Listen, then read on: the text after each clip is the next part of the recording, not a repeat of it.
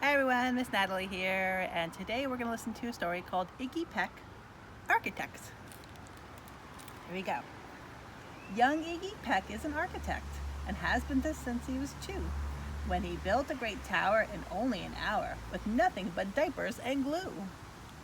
Good gracious, Ignatius, his mother exclaimed. That's the coolest thing I've ever seen. But her smile faded fast as a light wind blew past and she realized those diapers weren't clean. Ignatius, my son, what on earth have you done? That's disgusting and nasty. It stinks. But Iggy was gone. He was out on the lawn using dirt clods to build a great sphinx. When Iggy was 3, his parents could see his unusual passion would stay. He built churches and chapels from peaches and apples and temples from modeling clay. At dinner one night, to his father's delight, Iggy got a bright gleam in his eye and out on the porch built by St. Louis Arch from pancakes and coconut pie. Dear Ig had it made until 2nd grade when his teacher was Miss Lila Greer. On the very first day, she had this to say, "We do not talk of buildings in here." Gothic or Romanesque, I couldn't care less about buildings ancient or new. She said in her lecture about architecture that it had no place in grade 2. That might seem severe, but she was sincere, for when she was no more than 7, she had a great fright at a dizzying height in a building so tall it scraped heaven. On an architect's tour of the 95th floor, young Lila got lost from the group. She was found 2 days later in a stuck elevator eating cheese with a French circus troupe.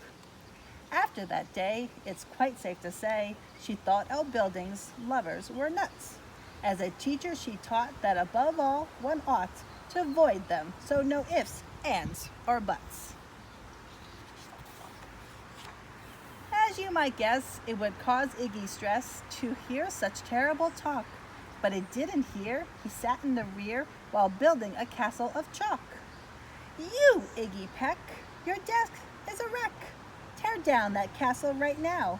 You will not build in here. Is that perfectly clear? Do not. Do you need to see Principal Howe? No, ma'am, Iggy said. He lowered his head and his heart sank down to the floor.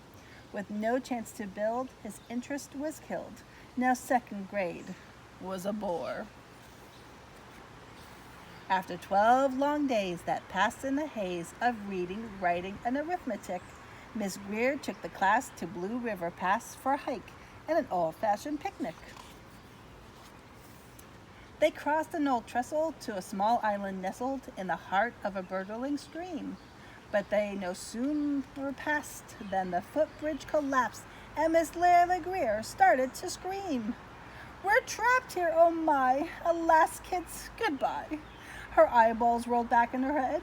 She dropped to the ground with a vague groaning sound, luckily fainted, not dead. The class was amazed. They stood there quite dazed, uncertain of what they should do. But one bright young man was off hatching a plan which started with Miss Lila's shoe. Soon each lad and lass there at Blue River Pass was working together as one. And when she came to, Miss Lila Greer knew that something quite brave had been done. She looked in the air and saw hanging there a structure with cables and braces, and on the far side, beaming with pride, were 17 smiling young faces. Boots, tree roots, and string, fruit roll-ups and things, some of which one should not mention, were stretched ridge to ridge in a glorious bridge, dangling from shoestring suspension. It all became clear to Miss Lila Greer as she crossed that bridge over the stream. There are worse things to do when you're in grade 2 than to spend your time building a dream.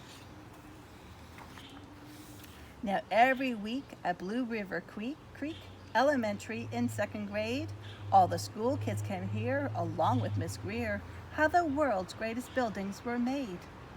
The weekly guest speaker, in a t-shirt and sneakers, talks of buildings from Rome to Quebec. Of course he's the guy who builds towers from pie, that brilliant young man, Iggy Peck.